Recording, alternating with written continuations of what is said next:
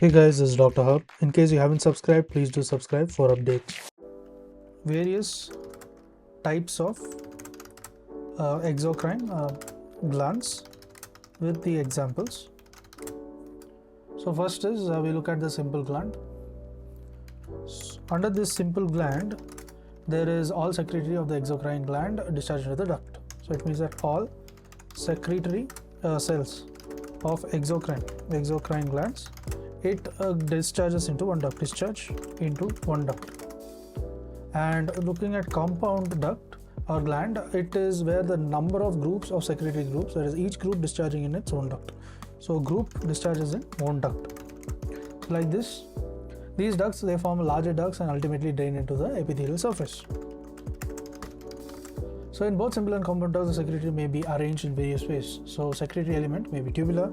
Secretory is nothing but tubular. Then comes a tube. It may be straight, coiled, or branched. So it can be coiled, it can be straight, or it is branched. And the cells may form rounded sacs, or it is known as the acini. And they may form flask-shaped structures. So flask-shaped structures, and they are nothing but known as the alveoli. To learn and grow daily like this, please do subscribe.